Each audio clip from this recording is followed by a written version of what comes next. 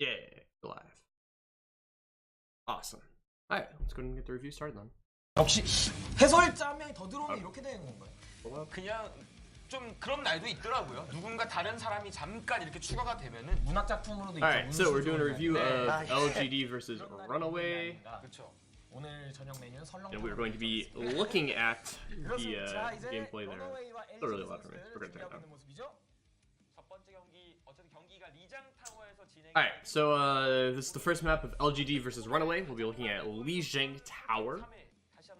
A more or less a blind review. I briefly reviewed the games on my own earlier, but didn't really go too in depth. I'm just kind of skim through it to see what they're playing. Alright, so let's go and hop right in, and we will look at the. Well, actually, I suppose 나왔습니다. go ahead and okay. Alright, and let's look at the composition. So for LGD on the right, that's LGD on the right. They are running a Hammond solo tank, running a Tracer Sombra DPS duo with a Bridget Zen Lucio backline. The way I expect to see this being played out for them is they will have the Hammond here. They'll be looking to pull a flank angle and then engage off of that, and we'll have the DPS right here. They'll be going the other way and applying a flank from a different direction, and then of course the backline will be sitting somewhere around the bridge, probably rotating between bridge, the corner of dojo, and the pillar. Those will be the three spots they'll be looking to play. That way they apply the most pressure while also not dying at the same time. On the other side, we have RunAway, who are running a Sombra Tracer DPS, a Winston Diva tank line, and a Lucio Ana backline. So this is not untypical. I think LGD's comp is the more interesting comp in this particular situation, but RunAway running a more standard composition. The Ana Lucio will be playing together with the Lucio peeling for the Ana. The Ana will be pocketing the two tanks, make sure they stay alive while they take a bulk battle. But then, of course, the Sombra and Tracer looking to apply pressure to the backline so that the Winston of Bumper can jump in. If necessary, Janu can peel for the backline. That's the basic idea going into this function. Once RunAway sees LGD comp, that's going to change a little bit, because as RunAway, you don't want your... Well, RunAway wants to be playing this in a 3-3 split, right? They want to be playing it like that. That their Winston, Tracer, and Sombra are looking for an engage, theoretically, on the back line of the other team, right? In this case, LGD. But, given the current situation of LGD running a Bridget, Lucio, Zen backline, diving that backline is incredibly hard, especially once the fight gets going. So you either need to punish the backline of LGD before they can get Brigalt, because once these three people get Brigalt in this box over here, or once the supports for LGD get Brig Armor, they're basically undiveable. Winston does half damage, so he's completely useless. Sombra and Tracer just don't output enough damage onto one target to out damage the healing, right? Because Bridge has a ridiculous overheal, Lucio has amp, Zen has passive heal from Orb. Like, there's a lot of healing going on right here, so it's very hard to kill them once they have Brig Armor. So, for RunAway, they need to look and see that LGD is running this backline, and we need to do one of two things. We can either look to punish the solo tank Hammond, or we need to commit onto the backline. Now, the reason I say to punish the solo tank Hammond is because Hammond is a very punishable character and has two very strong counters. Those counters happen to be a Sombra and an Ana, rather. So Sombra and Ana are both very good counters to Hammond. The reason for this is Hammond, as a tank, wants to be played individually, right? You don't want to play Hammond with your team. You want to be a very flanker style of a tank, right? You want to be very flanky, because you're relying on your increased mobility to be able to get value. So because of that, you're looking to constantly apply pressure, go from different angles, be engaging to cause disruption, and then reset to re-heal, and then re-engage again, and just keep cycling that in and out, hoping that the other team eventually will be displaced enough to make a mistake, which you capitalize on with the rest of your team, right? So because of that, Sombra and Ana are very good at punishing him, because Sombra has a hack, which disables all of Hammond's mobility, which of course would be very key to punishing him.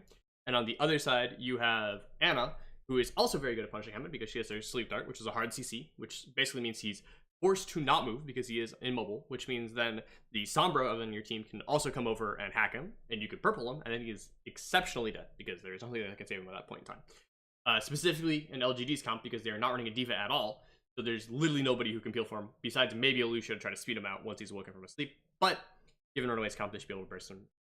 So, going into this fight, RunAway should be doing one of two things. They should either be focusing down the Hammond, or they should be looking to dive onto the backline and kill them before they can get Brig armor. If Brig gets armor onto them, it is game over for them.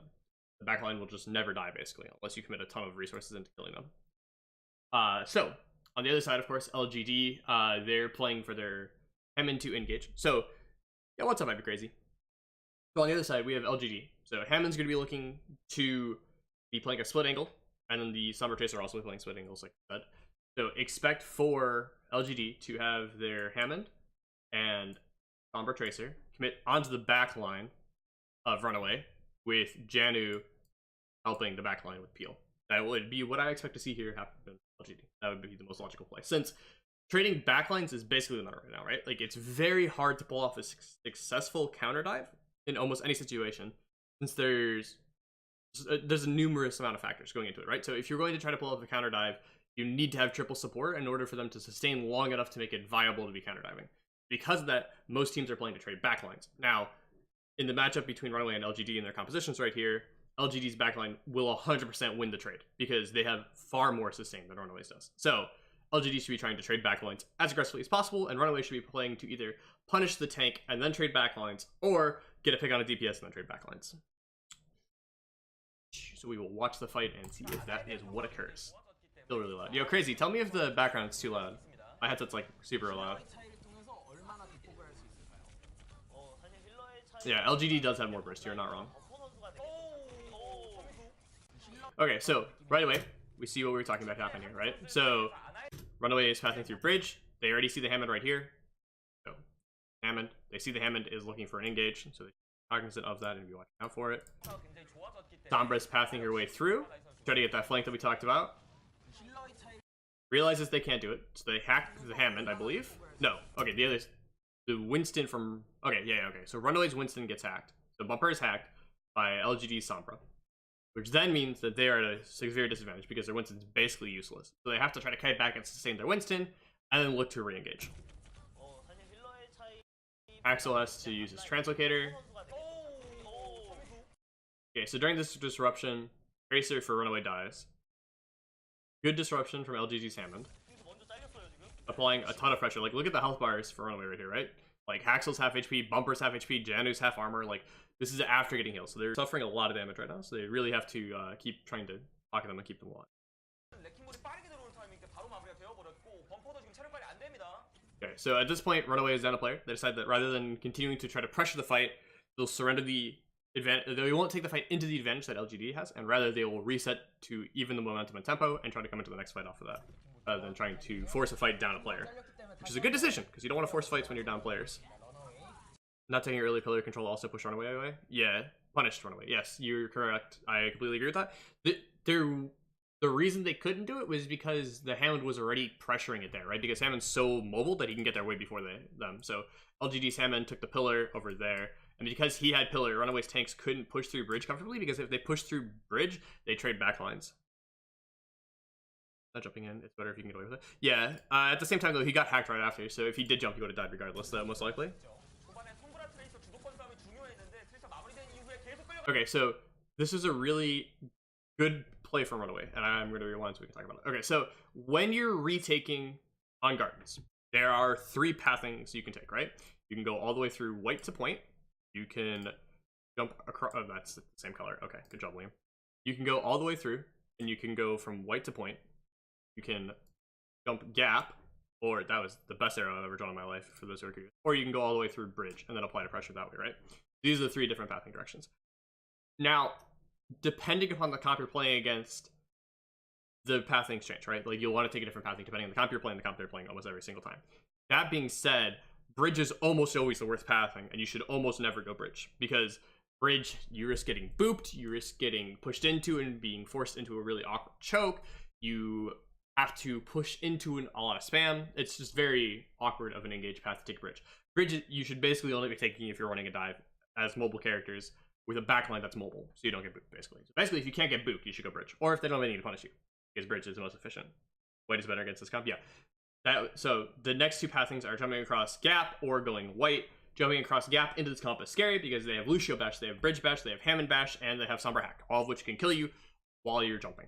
So kind of scary to do that. You don't really want to go there, which leaves white, which is the best pathing because you can sustain more easily while pathing through, and you also have the value of your D.Va, right? D.Va can actually matrix it when you path that way. So all in all, pathing white to point here is better as it gives you the most value. It also helps you control your flanks, right? Because you can only be flanked from there or there, which means that the Tracer and Sombra, if they want to try to play flank angles, have to play from very predictable angles, which means your D.Va can spam them, your Lucio can spam them, and your Sombra can hack them. So it makes it a lot easier to sustain and push through white than it does to push through bridge. It also gives your backline a place where you're set up, because if your Ana and Lucio are setting up in white and then rotating to this little arch over here, they're set up in there, it's very easy for them to help sustain on point.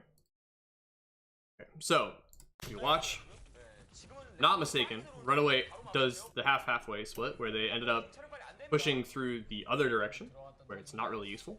Pretty annoying, but you know. No, okay, they do go away. I'm not wrong. Okay, so they go away with Winston jumping the gap, which is fine. Winston probably shouldn't have jumped. It would have been safer to pass your way, but he also would have taken more pokes, so it's a trade-off. He realized that he couldn't get punished, so he went for it, but just be cognizant of whether or not the team can punish you. So, that being said, Hammond does what he's supposed to do here. He ints into the enemy team and causes massive disruption. He did it too early, though. So LGD's Hammond went in too early. So if we look here, we see already that the Tracer from LGD is fighting the tanks, which means he has to back up and get healed. Now, as he's backing up to get healed, the Hammond goes in. What should have happened here is they should have played it a little bit slower, waited for the Tracer and Sombra to be able to apply pressure to the flanks. That was, my arrows are on par today. Apply pressure to the flanks and then have the Hammond go in through. That would have been the most efficient way to do it. But they have the Hammond go in right when people are resetting, so he's not going to get a ton of value. So right now, he's just giving them pressure to stop them from touching the point so they can cap, basically. Which is also a good play. So at this point, we see that the Tracers try to play the flanks and start getting pressure in. Winston's contesting the point really well. Nano, XD. Okay, and this is what we're talking about. Counter diving here is...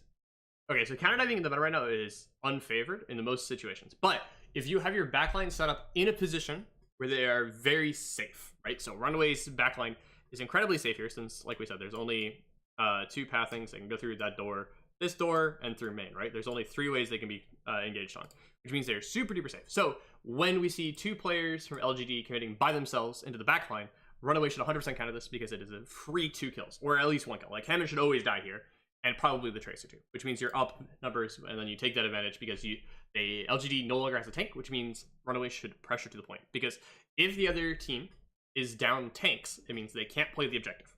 And when you can, you should always play the objective, because the goal of the game is to not get the most kills. You can get 0 kills and get 100% and still win. So when you have a tank advantage, you should pressure to the objective to force the other team to commit to you if they want to hold the objective, or to reset and give you the objective, because either way you're winning the fight for free. So, not necessarily the best dive out of LGD. RunAway with a good counter dive. Looking to apply pressure to the point here like we talked about. Eventually. Yep, now we see the tanks contesting the point. Committing beat when you know they have EMP is bad. Definitely misplay from Slime. Really rare too. Slime's normally a really good player. Surprised to see that.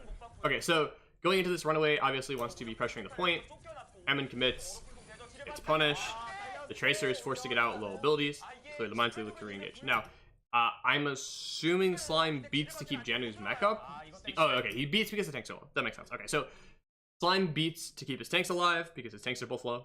Makes sense. Good play on Slime. That being said, unfortunate, Eileen is a god and built up EMP super fast, so sometimes it happens. It's still a misplay, I think, on the side of Slime to beat. I think it would have been safer to tell your tanks to play chill and just sustain, and then beat after the EMP rather. But it's one of the moment things he probably didn't realize was up. Okay, so overall, a mixture of really good and really bad plays from both teams. So initially, LGD made a misplay with having the Hammond Tracer commit before the rest of the team could help, and in a position where they weren't going to get a lot of value. That being said, so that was a misplay on LGD. So LGD won misplay, so -1 for LGD. Then on the other side, we have RunAway, who did a good play of counter diving with Bumper and Janu peeling back to save the support line, which is a +1 play. That's amazing plus, don't at me. And then on the other side, then RunAway went to point early, which is good. So that's something you want to see. And then they beat to keep the tanks alive when they have a DMP, which is a -1. And then on the other side, we have on the other side we have LGD, who of course sustained long enough to get the MP to counter the thing and win. So good job on LGD there, and RunAway initially, but not playing it correctly all the way. Okay, so coming to this next fight, LGD has some very key ultimates. So remember when we first started this, we talked about how if Bridget can armor the backline here for LGD, LGD's backline is, for all intents and purposes, unkillable. It's actually kind of crazy how unkillable they are. You basically can't kill them with this comp. So since RunAway did not cap the point before LGD got armor, right? So they have armor on Bridget. Bridget has her ult. She can come and armor the backline. This basically means that for the next fight they're coming into, RunAway will have to be facing a backline that is literally undiveable. Because if they dive the backline, they just won't kill them. Like, unless Bumper or Jano kill them with their ults. Yeah, I think those are the only two situations. Pulse Bomb, Diva Bomb, and Primal are the only 3 ways for sure that their backline will die. Otherwise, they will just live. Because the Zen will have like 350 HP plus, this is including armor. The Lucio will have a ridiculous amount of HP. I'm pretty sure, yeah, all 3 of them should have 350 HP with armor, which is absolutely absurd. Zen is particularly unkillable because he literally takes half damage from Winston, right? So the 3 people on RunAway that we talked about who can dive the backline are these 3, right? It's the Tracer, Sombra, and Winston. Winston does half damage, gets armor. Tracer cannot duel this backline at all, and same case for Sombra. In order to duel the backline of LGD for the DPS duo of RunAway, so for these 2 to duel these 3, the Sombra has to hack the Bridget or force out Bridget abilities before they can take the fight. And going into that fight, Lucio still has Healora and Amp. So the 2 choices for RunAway are you hack the Bridget or you hack the Lucio. Because you don't need to hack any of these 3. These 3 are pretty irrelevant to counter diving. So you have to hack the Bridget or you have to hack the Lucio. If you hack the Lucio, the Bridget has 80 HP with armor overheal she can give any one person, which is pretty good. And on the other side, they all have 350 HP with armor. So you don't do enough damage to kill them. They can out-heal you and they can CC you. So for all intents and purposes, once LGD gets this armor up, it's an unwinnable fight for RunAway. That being said, that means that RunAway now has to focus the divers of LGD and look to punish them, and then hard force the fight to point. Once the Hammett is dead for LGD, if RunAway goes point, the backline has to commit, at which point you can just burn them down with 6 players rather than 3 players diving them. So, coming into this next fight, LGD needs to keep their front 3 divers alive and apply pressure to RunAway with flanks and whatnot, and looking to trade their backline. Whereas on the other side, RunAway needs to punish these 3 and then bring the fight to point. So those are their various objectives for this upcoming fight. 지금 여기서 다시 재정비를 해가지고 빠르게 다시 들어갈 준비를 해야겠죠. 아직 퍼센트가 초반이기 때문에. LGD가 궁극기 활용 자체를 공간을 잘 활용을 했기 때문에 이번에 러너웨이가 좀 좋은 한타를 Okay, so they're just passing it now, spy checking for the Sombra. This is all good. You see Diva and Tracer doing a really good job this year, actually. Both of them are just hard spamming to make sure that there is no Sombra about to come in and gank them. Exactly what you need to do. Axel setting up for an EMP. Okay, that's amazing. Play right there. Okay, this is actually really big. So what happens is, RunAway lands a purple onto the backline of LGD, allowing them to dive. Bridget is one of the people that is purpled, and RunAway follows up on that and commits to it. That is very good. This is actually... Okay, so EMPing those 2 is a really good play. Even if, theoretically speaking, you won the fight, right? Because it's a 5v6, so you should just be able to play off numbers. At this point, LGD is going to commit to your backline, so you're going to be training backlines as RunAway, which means you need to kill the backline of LGD. Specifically since they have armor right now, which means if you can kill them in this fight, you have a way better chance in the next fight of actually winning. So, very good EMP and control to burn those 2. Very good job. Then RunAway just trades backlines out efficiently because they had a numbers advantage going into the fight. Good job, RunAway. 10 out of 10 will do again. Tracer does a really good job of stalling the capping point for like an extra 5% there because they only had 1 person capping instead of 3. Kind of like a minor misplay on RunAway's part. They probably should have sent 2 people back and just left the Tracer to kill him, but not a big deal. Okay, going to the next fight, RunAway is playing for a Nano Winston engage. Nano Winston is crazy good against their comp because remember how we talked about earlier, Winston does half damage against armor. Well, now they don't have armor, and Winston will do additional damage with Nano. He also has Primal, so he can solo commit if needed, which is another good factor. He also has Primal, so he can just like do literally anything out of anywhere and be fine. Okay, so good pathing to white here from LGD. Pathing bridge against Primal is bad, and pathing bridge against the Lucio with Boop is also bad, but it's negatable. But nonetheless, not going bridge when the other team is Primal is a good play. Pathing white is the safest play. Nano Winston is good. They commit deep. Really good sustain. Like, this is what I'm talking about. Like, look at how, like, Bumper had Nano, right? Like, Nano Winston is so scary. Like, as a support, Nano Winston just kills you unless you kite it, right? So, not only do they do a good job of cutting it out, they also burst, like, all of his HP here. So he is forced to use Primal or reset. Like, he can't keep chasing. Like, he gets a kill, and then he has to Primal or... Oh, okay, well, he just dies. But he'd be forced to either Primal or get out if he didn't just die. A bit of a misplay there. So they traded beat for Nano so far. D.Va used Bomb to sustain because she was getting Gank Squad. So it's 2 ults for 1, and they're still winning the fight. Call me crazy, but I think LGD's comp is kind of good right here. They're still trading favorably. Committing the Hammond ult was just to secure the fight. Definitely was not necessary, but... Well, okay, I take it back, it was necessary. Okay, so, the reason let me rewind this. Okay, the reason I said it wasn't necessary is RunAway is down their main tank, who's coming back with Primal. I'm pretty sure their Ana's also in respawn, or is not in the fight at all. So, you're basically up a player in this fight, and you're about to demech the D.Va and kill the D.Va. So you're, relatively speaking, up 2 to 3 players in this fight. You should be able to win that fight dry. You shouldn't need to ult in the fight where you're up 2 to 3 players most of the time. That being said, it ends up being a good use of the ult just to secure the fight. I said that it wasn't needed because I didn't think that they would just RunAway would just randomly get 2 kills. But they randomly get 2 kills, so then it was actually needed. And now they lose the fight, which is unlucky in the extreme. Would have wished there was a better camera view there, because I would have really liked to see why the rest of LGD just kind of fed. But alas, we were stuck with the Hammond camp, so all we saw was Hammond rolling around on point. Okay, looking at the next fight, LGD coming in with Trank and Rally, so very sustainable backline, also an EMP. Run on the other side also has EMP. So what we expect to see here on both sides is LGD should be engaging with an EMP out of the backline of RunAway, trying to hit Slime with it. If they hit the Lucio, then they win the game because they EMP the beat and can kill him. On the other side, RunAway should be trying to EMP the backline of LGD and kill them before they can get armor on them. If they rally in, then kill the Zen hopefully as fast as possible. Both supports on each side with support ults, so Slime and Secret, are both playing to hide and use their ults during, or right after the EMP to and the rest of the team. That would be the play, at least. Good job taking them with the Zappity Zapperson to decloak. Oh my goodness, Ships, can we take a second to watch that again? Watch this beauty.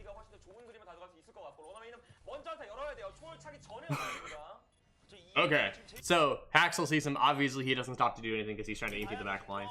This other side is just... Okay, so EMP onto the back line. I'm assuming Slime got hit since he's not beating. Yeah, okay, so good job at EMPing. I'm assuming they hit Slime. He didn't beat. Haxel, good job not committing the EMP to a lost fight, just playing to stall it out as long as possible. Okay, so going into the next fight, Haxel's going to be looking for an EMP. They'll use beat to help sustain if needed. On the other side, LGD is 0 ultimates besides Trank, so they're going to be tranking the EMP and having the rest of the team play for trades, because you are going to lose this fight most likely, so you should be playing to hopefully make a win condition of yourself by trading the backlines, because again, your backline is more sustainable and you have Trank to hopefully counter the EMP. So, LGD is playing to trade backlines, Trank the EMP. 다시 앞살 뒤를 보고 있고 지금 EMP 또 잘 들어가면은 지금 러너웨이도 지금 거의 80%이기 때문에 앞으로 어떻게 될지 모릅니다. 제냐타 잘 보고 있거든요. 제냐타랑 텔만 들어도 괜찮습니다 지금은. Wow.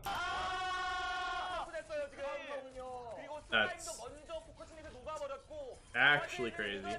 강아지도 못 들어갔고요. 야 LGD 포커싱 되게 좋은데요. Alright, so a really good fight for LGD. The reaction time on Secret there is actually absurd. There is time to do it, it's just very hard to consistently do that. Because it's like maybe half a second to press Q. So, very good job on Secret there to get the Trank out in time. Okay, going on to the next map. Control Center, everybody's favorite maps. Hey guys, guess what we're gonna play here? That's right, we're playing Goats. Okay, so there are various iterations of Goats that you can play. There is classic Goats, which is Rein, Zarya, Diva, Bridget, Lucio, Moira. That is the classic Goats that we see. There is the Rein, Zarya, Diva, Bridget, Lucio, Anna, which is what we see here. And there's the Rein, Zarya, Diva, Bridget, Lucio, Zen. Those are the three most common iterations. Certain teams, depending on the situation, will swap one of the tanks for a Roadhog, which is also viable. It just depends on the situation.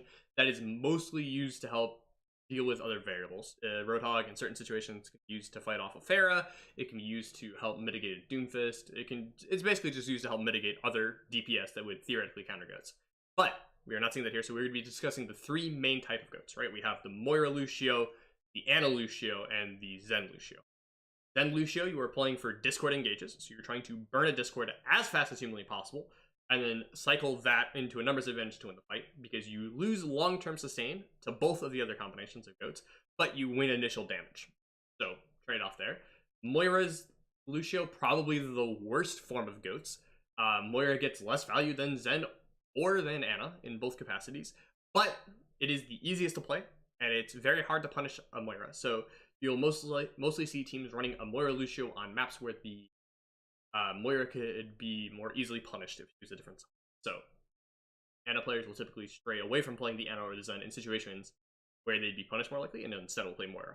That being said, Anna Lucio I think is probably the strongest form of Goats, just because Goats inherently is a sustained composition, which means they want to play to sustain, right? They're playing to draw out the game as long as possible, right? They're not playing to initially win the fight, they're playing to be the last team alive.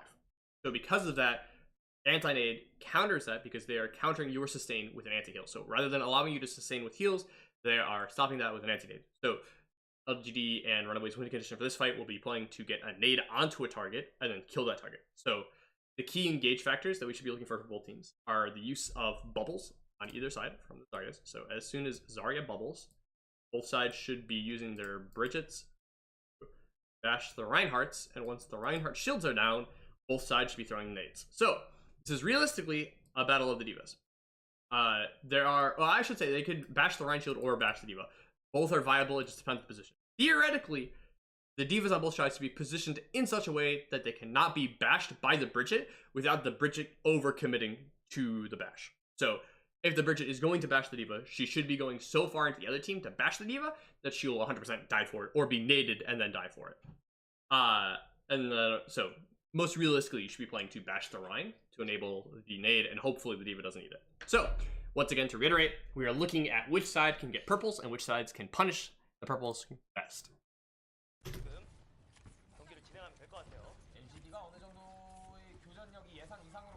Both sides go white, which is fine.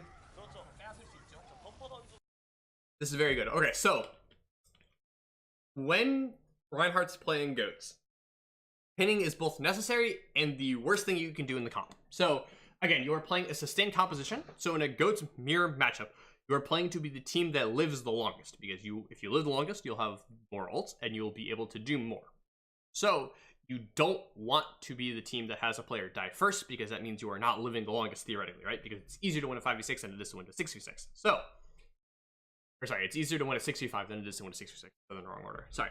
Okay, so going into this fight, when you're playing a mirror matchup between Goats and Goats, if your Rein charges, you either need to get a kill, or you need to knock the other Rein down so that you can get an nade off. So what we see happen here is LGD's Reinhardt went for a pin.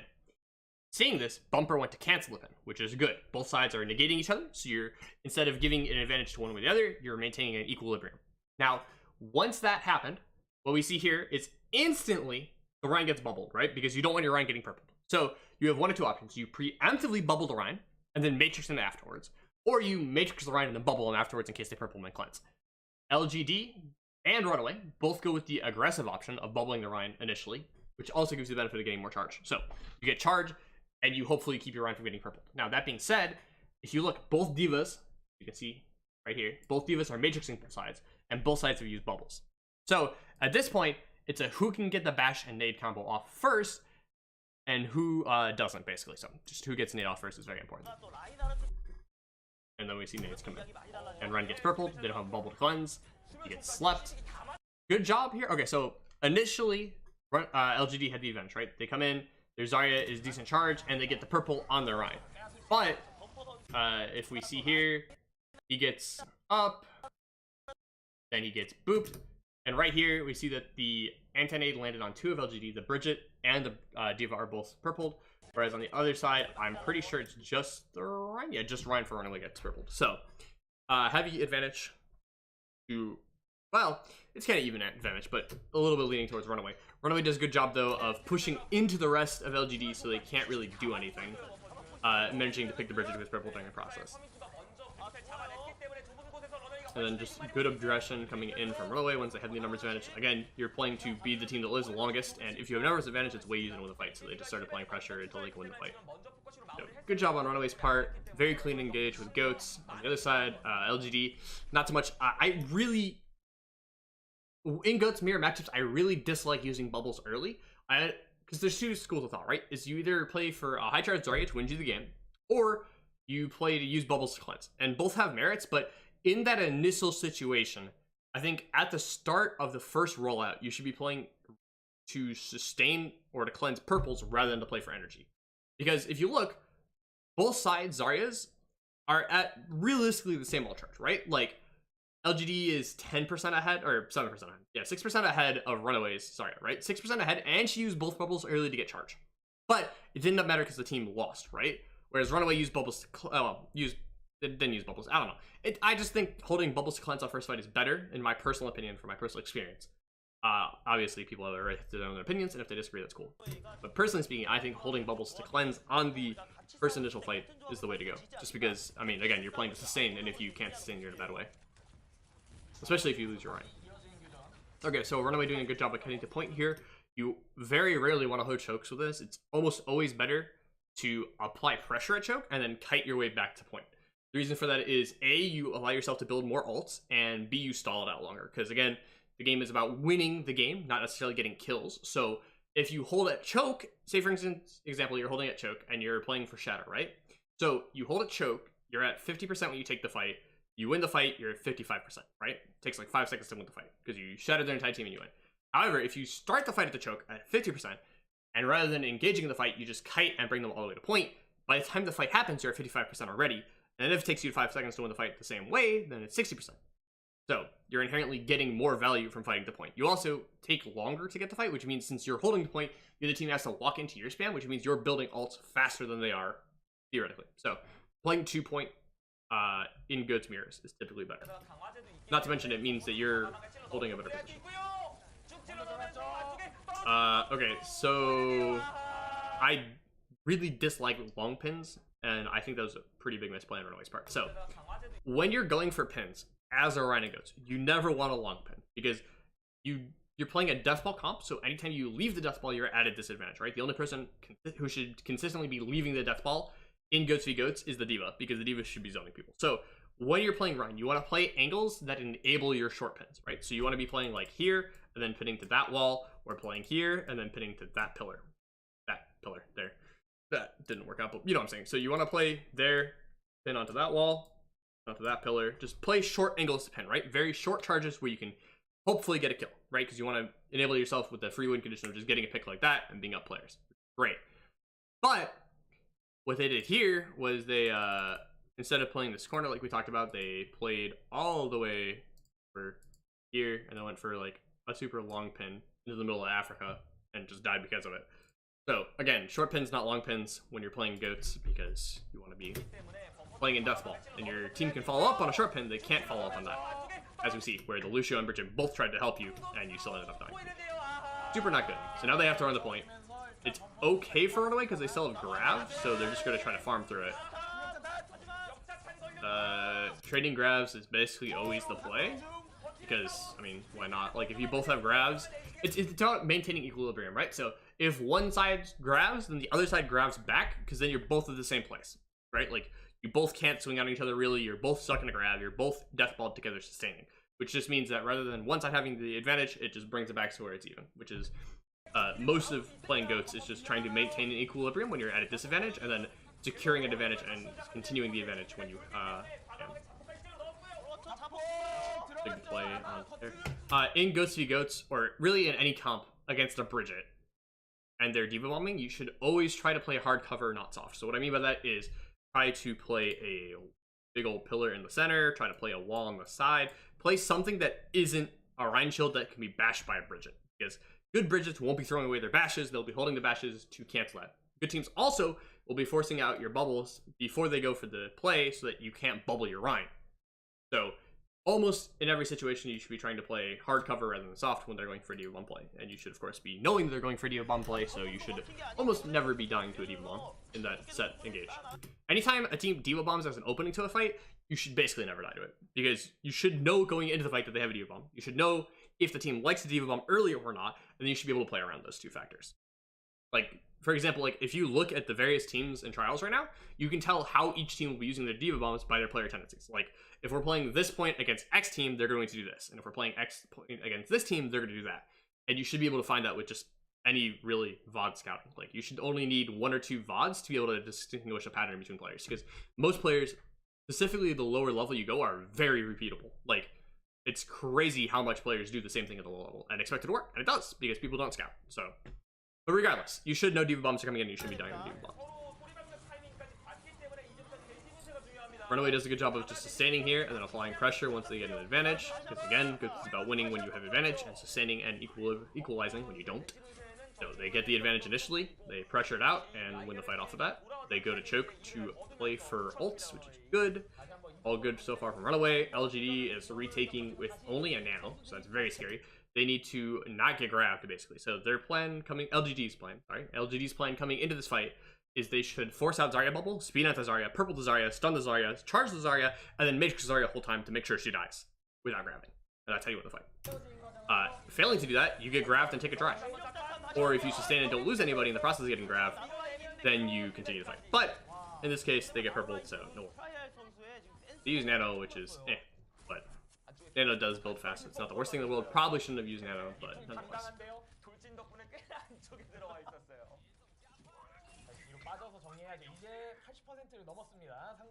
Okay, coming to this next fight, RunAway doing what we talked about. They're playing for poke and then cutting to point. That being said, Bumper's doing some bumper stuff where he's sitting out in the corner over here. I personally disagree with plays like this. Let me rephrase that. I don't disagree with plays like this. I disagree with where he's positioned to do it. I think if you want to do it, it would have been better to do it that corner. Because again, you want to be playing as a death ball, and you want to be playing in situations where your team can help you. So if you're going for a flank shatter, you should be doing it in a position where your team can actually back you up. Or if they want to do it here, they need to be playing forward, right? Like, you can't be playing here and having your team play point. Like, you're just super exposed, and a good team should be able to scout you out and find you.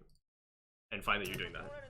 So, or they can just rotate a different direction. Like, right here, like, they're split engaging, so...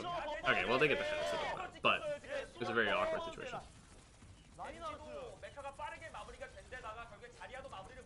Bumper does a good job of charging at the diva and living. Bumper is really good, by the way. That's like why they work. Like, if the other team, if Bumper wasn't really, really good and the other team actually punished him, the RunAway should have lost this fight going into it. But because of some nerves and whatnot, I think LGD actually prepared for it. Also, I understand that I'm being rather nitpicky going into this VOD, but both teams are exceptionally good teams, so you need to be a little bit more nitpicky than against most teams because they're not making as many fundamentals mistakes. Except for in Goats, apparently, where they just make blatantly out theirs. But besides that, they're good teams who don't make as many mistakes, so you need to be a little more. Okay, this is all fine. Okay, so what's gonna happen here is pretty funny. Okay, so Hammond can get to your corner before you can. Every single time. All you need is a Lucio. This is super repeatable and super doable. I tested it before, and it is crazy easy to do, and it is crazy broken. This is really good. Do this. It's actually crazy. Most teams will, no, not most teams. A lot of teams will run Goats on Night Market. If you know they're running Goats, they're going to be taking 1 of 2 pathings. They either go main to point, or they go coast to point, which is what RunAway did. Coast to point is arguably better. Main to point, it's matchup dependent, but coast to point is typically safer and better. That being said, Hammond pretty hard counters it because, yeah. Yeah, so, free fight for LGD and Hammond assault. Pretty good advantage. Point unlocks in 10 seconds, by the way. Alright, so at this point, LGD just should be able to carry off momentum to win the next fight. RunAway has to retake against Hammond. Hammond is very good into goats. Not only that, but he also has Hammond ult, which means he can control choke, which is better for him. So they should be looking, LGD should be looking to control the choke here and not let RunAway out, because RunAway can come through here, they can come here, and they can come through up here, right? Those are the three entrances realistically that can come through, or will be coming through. So if they go main, you can Doomfist punch, uppercut, and ball ult to make sure nobody gets out. Same thing for high ground on the other side.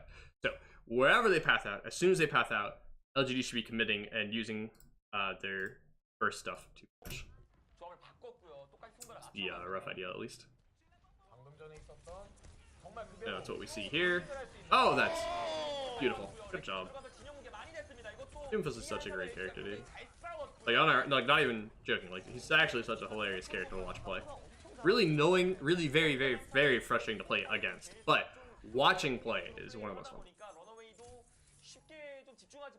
Okay, so really good fight from LGD. RunAway retaking into this is absolute cancer. The comp that LGD running is basically counter goats, so playing goats or quad tank into it is really bad, so they should be swapping, which I think is what they're doing right here.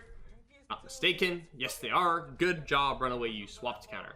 Okay, most of the time you'd see a Bridget here for RunAway's comp. This would be the Kree Bridge comp that we see a lot of people playing.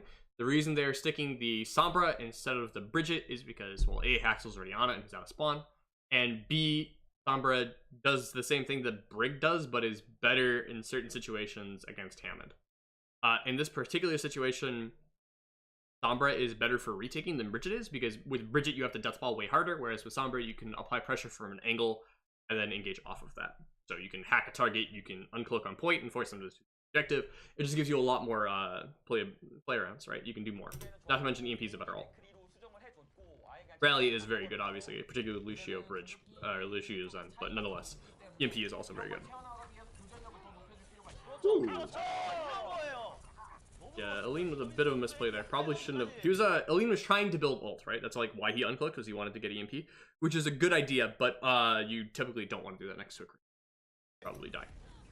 You gotta, when playing any hero, basically, you should always assume that the other player will do the best play that they can make, right? Whether that's landing double headshot or whatever. Like, theoretically, you should be playing as if the other player is perfect, so you should be playing to not have that happen to you. Obviously, do agree. Like, there's some situations where, like, a player will just is bad and you know they're bad, so you can abuse that, but theoretically speaking, you should be respecting players and expecting them to play the right play. Which is why certain teams have harder matchups against worse teams. Like, a good team plays a bad team, they expect them to play the right play, and the other team is so bad that they're actually good. This is the way it kind of works. LGD backcaps, or not LGD, sorry, RunAway backcaps during this, and then LGD just recaps. Really weird split fight from both sides, where, like, both sides of RunAway are kind of split, and LGD, of course, is supposed to be playing split, so no surprises there that they're split. Swap to the Bridge Sombra. Okay, so they're putting all eggs into the we counter them now basket, which kind of makes sense. Really great EMP from Lean. That's basically game winning as long as they can test the point in time. Yeah. Next fight will come in at like 80-something%. 90, yeah, like 87, 88%, give or take, probably from RunAway. No, tanks die late. They'll probably get in like 90%. So it'll be very, very sketch engage coming in from LGD. Or it's not from LGD, sorry, from RunAway. RunAway is playing for an EMP and then beat to sustain. Maybe an EMP Diva Bomb if they like really feel like they need to clinch it out. On the other side, LGD is just playing to control choke and trying the EMP. Okay. Oh. Oh. Okay, so a few different things happened there. That was weird. Okay, so RunAway is playing this slow, waiting for their EMP, right? So we see here, they're all kind of just posturing main, waiting for the EMP to come in. Axel gets a little bit unlucky, so he gets uncloaked here. So he needed to just EMP instantly, but he didn't. So he ends up almost getting hacked, which means he's forced to EMP or not EMP at all. So he decides to EMP the tranked players rather than not EMP anybody at all. And during this, RunAway didn't have anybody to touch point, and see. Unfortunate, but it happens. So that's that was that match. Bring up the next one.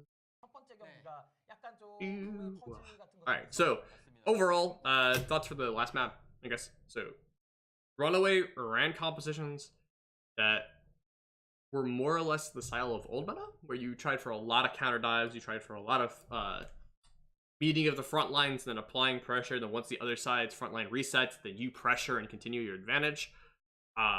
And because of that, they got punished by a team that was running something there where you can just trade backlines, because trading backlines is always in favorable, or at least in this meta, I should say, is almost always favored over counter diving, just because of the way that the characters currently work with one-shot characters and hacks and whatnot. It's very hard to trade backlines or very hard to counter dive against a team that's trading backlines, because I mean, yeah, it's for them. Not to mention the team that is playing to trade backlines versus the team that is playing to counter dive. The team that is trying to trade backlines will be setting the tempo almost every fight, which means you'll be forced into more awkward situations. Okay, so going on to the next map. Next map is Blizzard World, which is a great map. I haven't seen this map played in literally forever,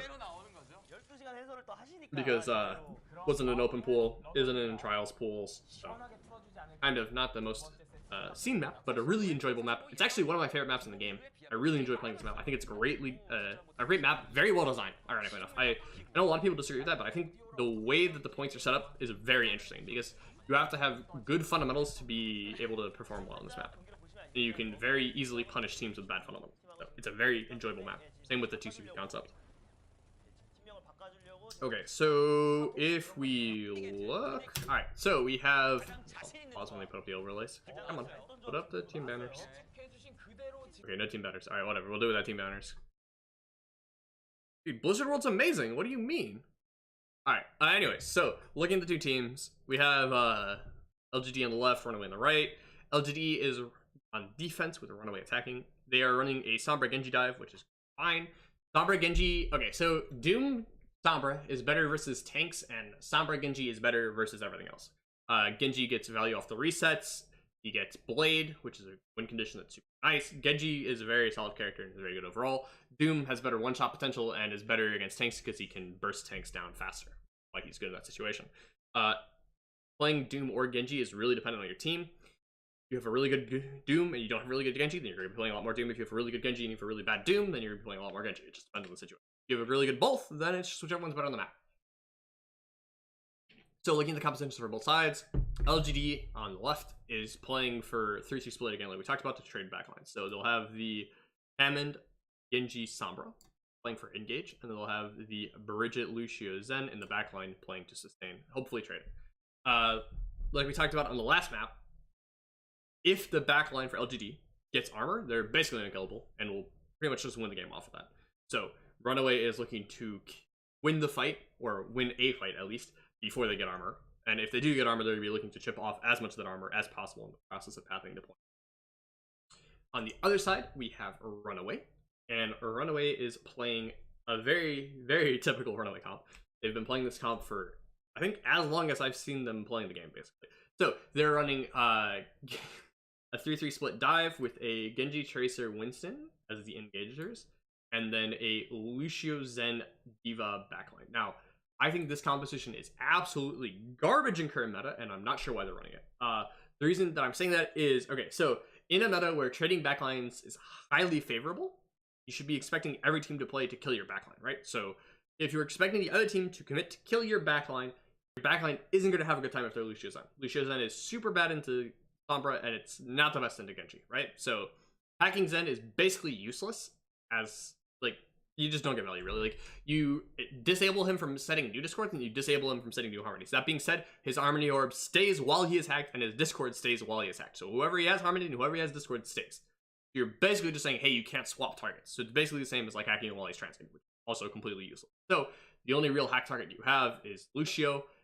So you either hack the Lucio or you hack the Diva, which means then they can't peel when they dive them, right? Because if you hack the Lucio, he can't add peels to keep the Zen alive. If you hack the Diva, she can't Matrix body block or rocket or boosters or do anything besides left click you when you go to counter dive or when you go to dive the backline. So when you're playing in a meta where trading backlines is favorable, Lucio Zen is basically useless because you don't have enough heals, you don't have enough sustain, and you don't have any burst healing. So you're going to die. So because of that, I give the heavy advantage going into the side of LGD. Not only are they running a better comp, they're also playing defense, which is pretty good on this map, actually. First point defense is pretty good, pretty solid, pretty hard to screw up.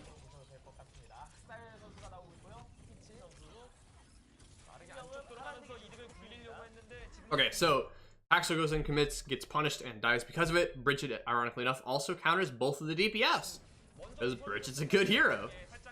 A good dive follow-up onto the side of RunAway, or onto the side of LGD rather. They do a good job of pushing back RunAway. What's up with the on stream? Where's the banners? They're very annoying that they don't have those. Okay, so at any rate, so at this point, RunAway should be switching comps. Their comp will not, should not, let me rephrase that. Their comp should not work against the comp of LGD, so they should be swapping. That being said, they're not, so they're going to be playing to focus down the Hammond, because they just have to wait for Hammond to int and kill the Hammond, hopefully. Failing that, they're going to just play off Discord and try to burst something.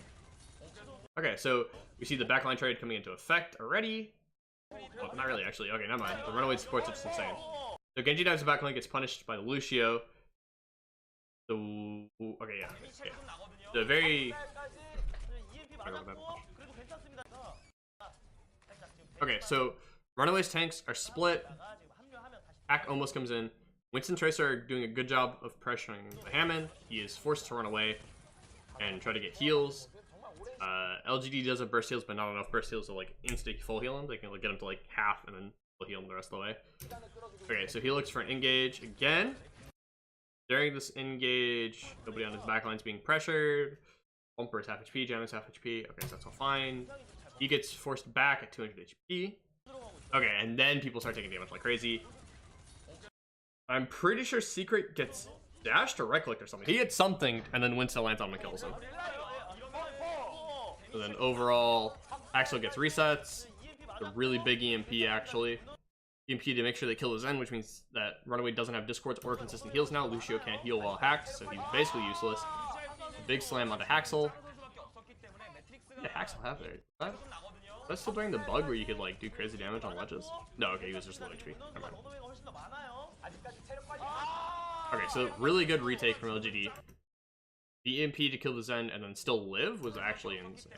Or did he live? Yeah, regardless, if he lived or not, EMPing the Zen and getting the kill was actually really big. Not so much that he hit the Lucio, so didn't have healers. So very good EMP retake. Coming into this next fight, RunAway is playing for a beat engage most likely. They just saw the EMP come out, which means they don't have EMP, which means use your beat so it's off sync with the EMP. Because that is very important as a Lucio player, is having your beat not be on sync with the EMP, particularly as attack. Not so much on defense, but on attack you want it to be off sync, so you can actually get value from beat rather than having to hold it to counter their ults. You're using it aggressively with. Particularly when running Zen Lucio because strength for the EMP most. Okay, so coming into the next fight, this is all fine. Good positioning on both sides. Okay, LGD took too long to engage here. You should want to be taking the fight onto the backline or RunAway right about the time they're looking to go onto your backline. The reason for that is it gives you the most chance of RunAway making a dumb decision to peel, basically. Also, that was a really good pulse. Okay, so Trank gets forced onto Twilight. They try to sustain. Up a player right now. LGD's backline is doing an amazing job of rotating and not getting picked. Yeah, really good job on LGD's backline right here. If LGD wins this fight, it is purely off the fact that their backline is insane. Okay, so good pick on the Twilight from Gaga. They're forced to commit beat to help sustain. The backline of LGD is still alive on point, by the way. Just now forced to Trank. They're bringing the fight to point. What's his name? Damage. No. MG. MG is exceptionally split here and is going to be punished for it. I can't even. Okay. LGD damage. Or MG, rather. LGD MG. This guy. The Bridget. Should have died. Like 100% time. This beat was absolutely insane and saved him. We wanted to see it because. Okay, so. How long? Okay, we have to watch this. How long does the backline of LGD just sustain and not die here? This is absolutely insane. Okay, so 3:13, the fight starts. This is when they start getting engaged on. Pulse bomb doesn't kill. During this fight, they're still sustaining. Still sustaining. They're off in the back, La La Land by themselves. They got armor onto all three of them, so they're all beefy as heck. It's 3:30 right now, so they've been going for 20 seconds, sustaining the backline during this fight. Hammond resets. 3:36, they're still sustaining. That's a solid 33 seconds there. They Trank. They bring their fight to point. Bridget gets incredibly ridiculously split. Should die. Gets beaten. Super jumps to stale. No, just default jumps and flails to knock him back. Still alive. 3:46, that's what, 43 seconds? 43 seconds later. So almost a minute of sustaining in the backline in 3v6. And they still live. Absolutely insane. Crazy good. That's so what we see about it is A, RunAway had split focus, B, LGD had good rotations, and C, LGD had very good ult cycling. They used the Bridget ult initially to help sustain, or to bulk up the backline so that they wouldn't have to ult as quickly. Then they used the Zen ult to help sustain longer. Then afterwards, they used the beat to counter a blade. So each of their ults got value, and each of their ults helped them sustain long enough to sustain through a 3v6 to make it back to a 6v6. Absolutely crazy. That is literally, not literally, it's almost perfectly how you're supposed to play that. Like, there were very few things they did wrong there, and almost everything they did wrong was a slight positioning error that got made up for by the fact that they had 3 support ults. That being said, RunAway going into this fight and burning 3 support ults is also really good. Any fight you can go into where you get 3 support ults out is a good fight. But they took so long that they got another Bridget ult, which is bad. So RunAway is going to have a very hard time engaging into this with their comp, which they realize and switch. Good job, RunAway. Swapping here is indeed the play, because as stated earlier, your comp is super bad into theirs, so you should just get off that comp and play a new comp. Why play a bad comp into a good comp when you switch and play a good comp? Assuming your team has hero pools that you do. Okay, RunAway running a good comp. This comp is basically designed to kill LGD's comp, which is good. You can trade backlines, and you trade backlines more efficiently because you have creep bridge stun, which basically means that if you try to trade backlines, you can just CC to high heaven anybody who tries to come in on you. Running the Ana instead of the Zen here, I think, is them trying to play for like a hard deathball engage rather than to trade. Because they'll probably play to nade their team and then purple the other team if they get an advantage. Hammond goes in, gets purple, gets stunned, and dies. Yeah, so they're playing to counter Hammond, basically. I think playing the Zen makes more sense if you're playing against a Winston, but since you're playing against a Hammond, Ana is a really good counter to Hammond, like we talked about, so going Ana is a good play. They take the wide rotation to make sure that they have the most room for Kree, then they start applying pressure to point. Like we talked about earlier, as soon as LGD loses their tank, they don't have any tank pressure, so it's a very good idea to apply pressure to force the other team to rotate into you and theoretically just die, because they shouldn't have anybody who can sustain, which is what we see here. Is LGD is forced to contest point, and they're going in one by one and dying. And until they just split and win. Okay, really good bomb. Okay, so that fight is won by Giant's Diva Bomb. LGD was in a winning position until then. The reason for LGD being in a winning position is because RunAway split, got low HP, and didn't stick together long enough to heal up, so they RunAway preemptively pushed their advantage to the point where they lost the advantage and were forced to rely on hero plays to win. If RunAway had taken a little bit slower and just played with good fundamentals, that's an interesting spectator bug. If they played slower and had good fundamentals, they would have been fine. That being said, RunAway gets some pretty big hero plays, helps sustain them through this fight. For example, that sleep, the Diva Bomb, if this Deadeye gets kills and this Deadeye, yeah, so. RunAway should have lost this fight, but won it off mechanic plays and hero plays. If they win it, which is still not certain. Okay, then they commit beat. They should definitely win now. Let's get a Fatty P maybe. A little too late. Not gonna get value then. Okay, so first point.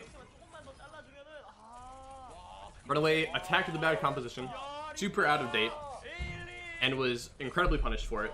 LGD's backline had beautiful.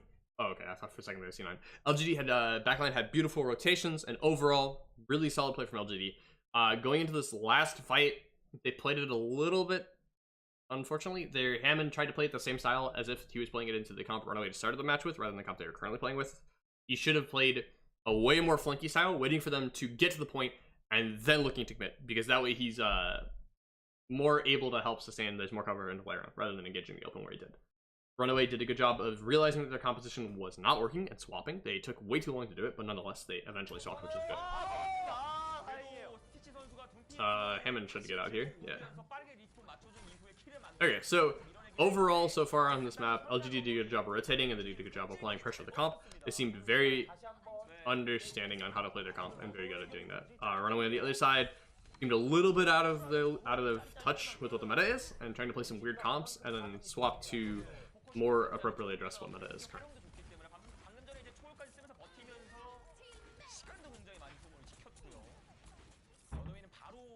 Okay, at this point, LGD is running the Hammond still, because Hammond, I think they're just in love with Hammond. Not sure why. He's good in certain situations. I think in this matchup he's not necessarily the best, but we'll see. LGD is running double DPS instead of double tank, which can kind of work. They're going to be, like we talked about earlier, they're going to be relying on backline trades with the 3 supports and the Kree playing the back line. These 4 will be playing together as a split, and then the Sombra Hammond will be committing, theoretically. I really disagree with this comp for LGD, actually, but I'll get into that in a second. On the other side, RunAway is going to be playing the same composition they normally play, where they'll be doing between a 5-1 split and a 6 split, or maybe a 4-2. There's 3 ways they can play it. They can either play it as a 4-2, so they'll have the 3 backliners and the Kree, or the 3 supports and the Kree play together. It'll be a 4-2 split. They can do a 5-1 split, where they have the D.Va also playing with the backline, and have the Winston solo commit to targets whenever he has Primal, or they have Nano, which they're running a Nano, so they have both of those options. And then the Winston can go solo commit to targets and try to help apply pressure and create space in zone and whatnot. Or they can just do what I think RunAway will most likely be doing, which is where they play a full 6 grouping. So they'll have the 2 tanks for RunAway, apply pressure to the bulk, whatever the bulk might be, of the other team, and then look to reset if their backline is contested to a degree where they need to. That's what I expect to happen. Okay, so talking about the compositions here, I think LGD's composition doesn't make sense into RunAway's. I think sticking the Hammond is not the right play. Hammond against RunAway is really iffy. Sleep and Purple both counter him pretty hard. Bridge Stun counters him as well, and so does Kree Stun. So theoretically, he can go and be Kree flashed, Bridget bashed, slept, purpled, and then DM'd all the way out so he can't get healed even if he wasn't purpled, which is pretty annoying. Or, well, DM doesn't really matter because I'm running it out. But nonetheless, they can super hard focus down the Hammond, basically. So Hammond can't really ever go in. Sombra is going to have, like, her EMP kind of gets value, but Brig heals through EMP, Anna heals through EMP, Bree can kill through EMP, Bumper and Janu both are basically the same character through EMP. Not to mention the backline RunAway is already so tanky that they should be able to live through it anyways, so EMP isn't necessarily the most value. Also, like, the only reason I think they would run the Sombra is to punish the Winston or the D.Va to enable the backline dive, but in this situation, like, RunAway already said no to trading backlines, right? Like, instead of agreeing to trade backlines, they declined it and are playing such a heavy counter dive that you literally just can't dive, right? Like, they're literally playing a 6-man backline, which is almost impossible to dive. So, because of that, I think LGD probably shouldn't have run the Hammond. I think if they could have run a Reinhardt, that would have been fine. They could have run a Winston, that would have been fine. They just should have ran something that can help bulk up their front line and take a tank fight, more or less. And then assume you can win off Discords. I have the wrong one, so I can't complete. There we go. Okay, so like we talked about, they give Nano to Bumper. Bumper goes in and creates an absolute metric ton of space. He forces beat, and he zones literally everybody in the backline and gets out alive without having to use Primal, which is absolutely insane. During the process, Aline tries to commit to the backline to RunAway and gets punished. Hammond committing, gets flashbang, slept, bashed, and right-clicked. A lot of damage. And in the meantime, Bumper is continuing to do a 5-1 split and just applying pressure to the backline. Why did my VOD pause? Oh, that was weird. So, again, LGD running a comp that really doesn't make sense into RunAway's comp, and RunAway doing a good job of punishing it. The complete opposite story of what happened on first point. Okay, so at this point they're resetting. LGD puts all eggs into our Kree Please Carry Us basket and switches to a Mercy to hard damage boost the Kree. This comp was originally made in China. Chinese contender or something? Not this last season, but the season before. It's been a comp that's been around for a while. It was back for forever, actually. It's been a while since I've seen this comp. Anyway, this comp has existed, minus the Bridget. It was Zen, Mercy, Kree, and then when Bridget came out, she was added into it. But this type of a sustained backline dive does make sense. It has been around for a while. It eventually morphed into the Widow backline sustain that we saw about an Owl. It's a very DPS-centric comp, where you basically put all eggs into the basket of our DPS will carry us, we will keep our DPS alive, and he will win the game for us. So that's what LGD is looking to do.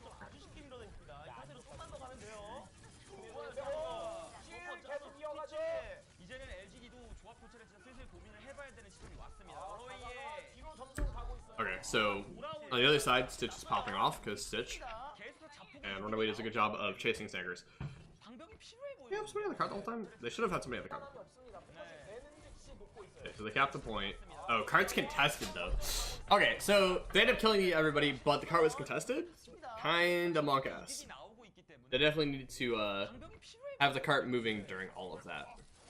If the card is not moving, you're getting drastically less value than if you were. Obviously. Cart would actually been super far along. If Cart got pushed during that whole thing, Cart would have been like there probably already, which is like crazy far for one fight. Well, it's not crazy far. It's really good distance. Okay, so going to the next fight, LGD is playing for EMP. And on the other side, RunAway is playing to do this again. They're going to zone with Bumper, and everybody else play the cart. This is exactly what we're seeing, which is how you play this comp. Basically, sit there, you farm Nano, and you win the game. Or you farm Primal, and you go in with Primal. The composition RunAway is playing is inherently not hard to understand how to run. It's hard to run efficiently and not overextend at feed. Because a lot of the composition is based around not feeding, so you need to be cognizant of where you're supposed to be and not be in the you're not supposed to be in. Do that, you will be. January's gonna just Diva Bomb here in a second. Never mind, 30 up. Okay, so January could have Diva Bombed there, but he was outnumbered, so he didn't think he needed to, but they ended up losing the fight anyway, so he probably should just Diva Bombed.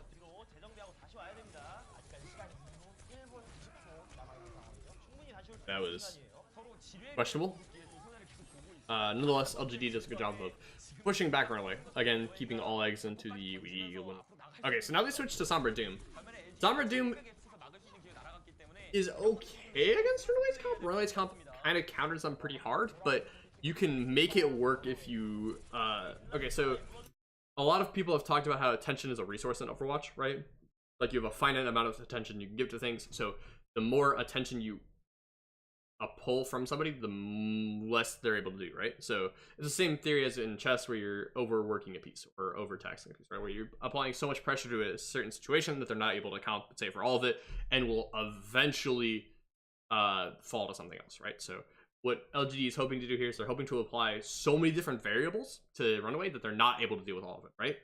Because the situation now becomes, can RunAway divvy out their attention enough to deal with all the various flankers and resources they need to be worrying about, while at the same time focusing heals on the right targets and pushing cart and focusing damage. So what that means is that RunAway needs to be looking out for the Sombra, the Doomfist, the Hammond flank, and where the backline for LGD is, right? Because LGD's backline is not going to be dying, so they'd be playing together, hard spamming your front line as Zen. Zen will just be sitting there spamming your Rhine Shield, trying to break shield over and over again, while the other three people should be playing all separate flank angles looking to engage. So what RunAway needs to do is they need to be looking to zone all three of the flankers, while at the same time pressuring back the backline of LGD.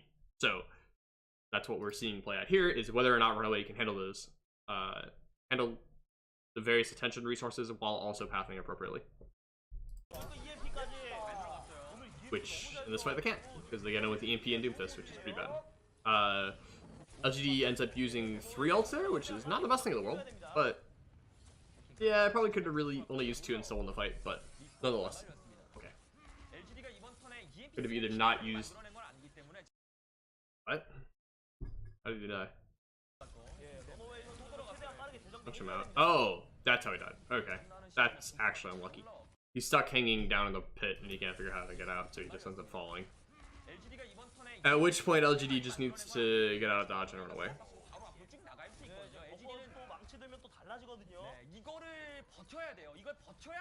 Okay, so at this point, like we said, LGD should just be heading out.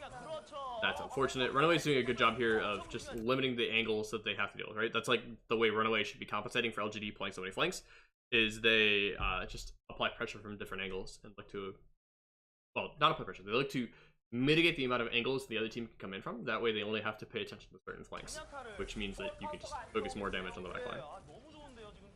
Dude, it's easier to watch on this way, Felty. My internet's garbage. I can't use Twitch. Anytime I try to watch VODs on Twitch, the lag's super hard. But not anytime, but it's easier to watch on a PC, you know, other than it is to watch Twitch.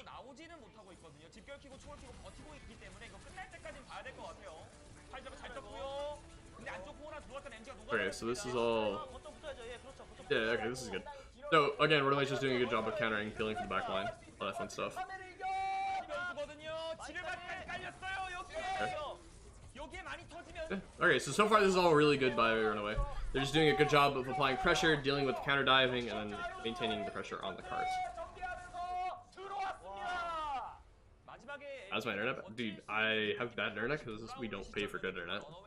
Yeah. It feels bad, man.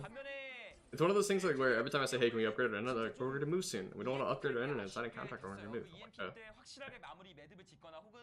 the bonk on. Alright, so sum up that defense. It was basically one team didn't play the right comp because they were playing an old comp that didn't make sense into a new comp. And then they finally switched to a good comp to counter the new comp, but the other team decided to then play a worse comp into the new comp and didn't end up doing anything. I mean, okay, let me rephrase that, Felty. I don't have bad internet, it's just I can't watch Twitch at 1080p and also stream at a good quality at the same time without my internet wanting to not work for me efficiently. So I end up getting like frame drops and I get some lag and stuff. So it is easier to download them and then watch them. Not to mention I also have to download the VODs if I want to use them for statistics, right? Because I can't change the replay speed to the needs or the way I need to plot stats. So, like, for example, if I want to upload this VOD to Visor, I can't do that unless I download it. Or if I want to go through the VOD at 4 times speed and be like, all right, well, how many times did this guy do that? Like, I can't do that on Twitch. So it's easier to download the VODs and then go over them that way. That would be the full reasoning behind why I download them. Okay, RunAway's comp here is good. This is a comp that is played a lot. I like this comp a lot. It is a very good comp. It's the same principle as the comp with Winston. Basically, what you do is you build nano and then you win. Less splitting with the... less splitting with the front line, though. You want your front line to be playing a little more passive. Playing the Zarya over the D.Va, I'm not the biggest fan of, but they're playing for CC combos to win the game, which is okay. So it kind of ends up working out. On the other side, LGD is running triple tank dive with Genji. Okay, so the reason they're running Genji as the DPS here is Genji gets resets. This comp is good, or sorry, LGD's comp is good against static defenses. It is not good against mobile defenses. Very bad against mobile defenses. It's also not the greatest against Ana, Bridget, Kree. But nonetheless, they should be able to make it work. Again, they just have to pull enough attention from different angles to then be able to dive.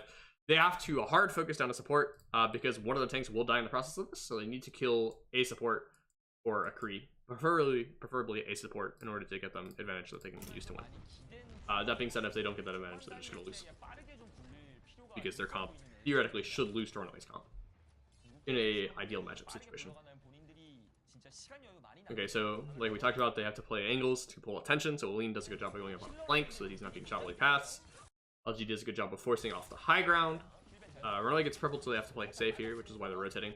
Like we talked about earlier, how LGD had good rotations. Same thing with RunAway. They're just making sure to constantly be moving so that the other team has to also be moving, which means that they're playing into spam as they do. They're also trying to rotate in such a direction where they can more easily control flanks. Because again, RunAway is all about controlling the flanks that the other team can go in on and punishing the dive. Oof, that was okay. So right here, Bumper actually did a really big play. So Winston looked to engage. When Winston engages, he always wants to land on a target because he will get the splash damage from his jump, right? So he jumps melees and does a decent amount of damage to people. So for that, RunAway has 3 players who need to deal with that preemptively. They need the Bridget to knock back with Flail, they need the Ryan to hit him with a hammer and swing him away, or they need the Lucio to boop him away. Situationally, you can also have the Kree Flash, the Bridge Stun, and the Ana Sleep. But more consistently, you want the Lucio booping away, or the Bridget, because those are not the hardest things to hit. You can pretty consistently boop off of Winston. So RunAway hits him with the hammer, sends him into the middle of nowhere, and can apply pressure for free, which is good. Good job by RunAway here, just to sustain together. Stitch with a bit of mispositioning, but is saved by his team, so that's fine. And they do a good job at just following up damage on targets. So good job overall from RunAway so far. Good rotations and good job of not splitting too hard and saving the players who are split.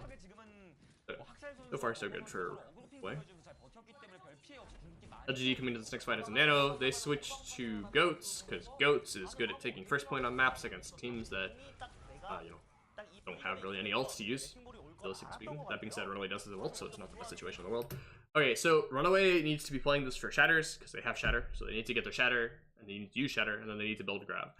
To do that, they're going to be playing for boops, stuns, and everything possible to try to dislocate the Rhine, and to apply so much pressure to them that you can get a Shatter off. So, look for pressure to force out the ally bubble. Once the ally bubble comes out, they're going to stun Shatter. They can also stun Shatter when they bubble and miss. That works too, I guess.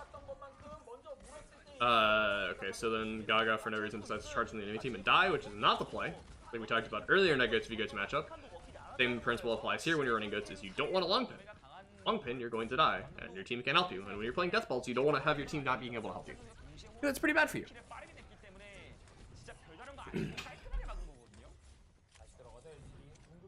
Okay, so this is fine. coming to this fight, RunAway is going to be playing for a grab, and then Jedi most likely. On the other side, LGD is going to be playing to try to... Alright. Okay, so again, long pin bad. Look at this. Like, he leaves his team gets grabbed, his team should die here. Or if not, they're forced to use a lot of abilities that they wouldn't have to be used during actually. Like, Lucio's literally 1 HP, Anna's half HP, Diva's half HP, and he's full HP with Nano in the middle of nowhere doing nothing. Easy long pin. Wish gets a beat off at literally 1 HP, which is insanely good for them. They definitely should have lost this fight already. Getting beat off there is actually a crazy big hero play, and a bigger play getting grabbed. Okay, Gaga there, that was his first good pin so far this set on Reinhardt, where he took a short pin and actually got a value out of it. Good, he needs to be doing those more, and not the long pins that are not getting him value. Overall, a good take from LGD. Good job realizing that their composition was weak into RunAway's, spotting the weaknesses in RunAway's comps, and swapping to a comp that was good against it. RunAway's comp is a slightly less favorable matchup into Goats. It's like, maybe like, probably like 65-35 in LGD's favor here. Just because, like, Goats is a little bit better into Kree comp, because Kree comp is a lot more nuanced, and you have to play to a lot of different variables in order to win fights against Goats comp. But that being said, if you play Kree comp right, it becomes a more favorable matchup, and it's probably like 55-45 for good. But it's still super situational and really nuanced. Like, you have to really understand how to play both comps and be able to communicate that to your team efficiently, which I'm not sure if RunAway knows how to do because they haven't really been going much new comp stuff. At any rate, so good job from RunAway. They took an aggressive fight to try to reset tempo. If you win the fight, cool. If you don't win the fight, you took a dry, so it doesn't matter. Basic idea there from RunAway was to just apply enough pressure to the front line that you can get a reset tempo or get ult out, which neither of them really happened, but it was a good attempt to reset tempo because you don't want to get snowballed on this. So anything you can do to stop from being snowballed is a good play. They're trying to break Rhine Shield here. That's unlucky by Wish to walk into the LOS of it. Not exactly what's going to have happen.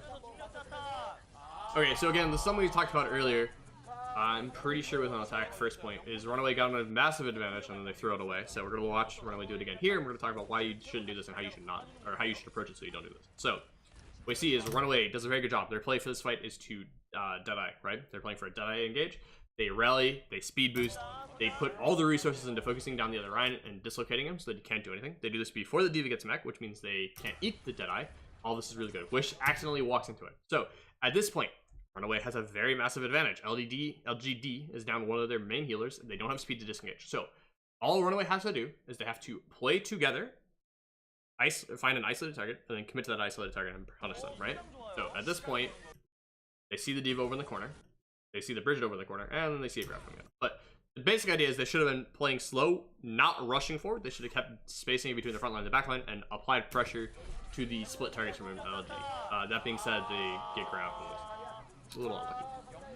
Definitely should have played a little bit more conservatively. That being said, it works out in their fate. Well, not in their favor, but it works out better than not because LGD ends up committing 3 ults where they really only, 3 ults where they only really need 1, which is good for them. Bumper does a good job of charging back up the cart. Absolutely nasty shatter. So Bumper charging the cart there. Long pins are bad, but when you're doing it to touch point so that it doesn't cap, that's fine. He turns and hits a nasty shatter, and RunAway somehow is able to stay on point during all of this. This is actually crazy. Okay, so really split fight. At this point, for both sides, all you need to do is just stay on cart and focus cart. You don't want to chase kills, you don't want to hunt people down, you just want to sit on cart and win. Bumper somehow farms another shatter? What? How? Did he die with shatter? No, because he charges in and shatters, right? Okay, so he shatters. Okay, we're gonna spend the rest of this fight just watching Bumper's ult charge just to see how the heck he comes back from spawn and builds shatter that fast. Okay, so Gaga gets ult shatter. Oh, it wasn't shatter. That's how. Okay, that makes a lot more sense. I was really confused as to how the heck Bumper built shatter that fast. But it was not shatter. It was just CC instead. Makes sense. Okay, so at this point, RunAway still doing a good job of focusing the cart and punishing people who are splitting from the objective. They have somebody anchoring cart so that they don't get C9, and then they chase down the respawners. All good. Good job, RunAway. That was very good. Good job of forcing the objective. On the side of LGD, a little bit of splitting and chasing. Probably should have just focused the cart. If they hadn't committed ults to the fight that they already won with Grav, maybe they win for sure. I don't know, it's kind of hard to say. I definitely think that LGD should have been more careful with their ults originally. This pathing here from LGD makes sense. They're just trying to play an angle where RunAway isn't expected to come from, and they basically are just going to be playing for Nano Diva. So the Diva Bomb late in the fight, use Nano to help sustain the front line. On the other side, RunAway is going to be playing for Nano of their own, Diva Bomb late in the fight, and then Shatter later after that. So expect to see both Orions get Nano here and walk at each other and swing. Okay, or bumper pulls the trigger before the other side doesn't discharge the kills. So again, short pin when his team can follow up, and good job of getting into the team and cleaving and realizing their advantage doing it. But next fight, Bumper has Shatter. They'll be probably playing for a Shatter and then Diva Bomb if necessary. 50 seconds on the clock. Kind of Monka S for LGD. They're definitely going to be playing for a Nano Orion and a Diva Bomb during this fight. So LGD should be focusing all resources into Bumper, trying to get him out of position so they can Diva Bomb, and on the other side, RunAway is going to be putting all the resources into Bumper so that he can carry this fight and get a fat Shatter with Diva Bomb afterwards.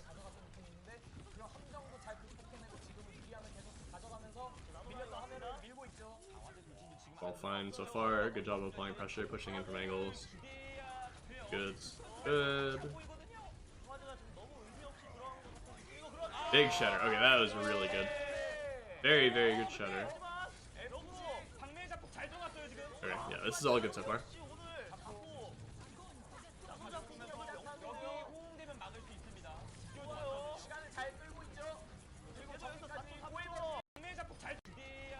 Okay, so right here, at this point, LGD should be regrouping cart, right? They need to play the objective. Good bash Shatter coming out. Okay, so a little bit too aggressive of positioning for LGD, I think is what happens here. They probably should have played back a little bit safer, and just tried to recharge shield, recharge HP, and then go in. That being said, it was a really good bomb from MG. Unfortunately, it wasn't enough to carry through this fight. RunAway had a pretty significant ult advantage, and also had respawners, so 2 of those should be good enough for RunAway to to hold this rather.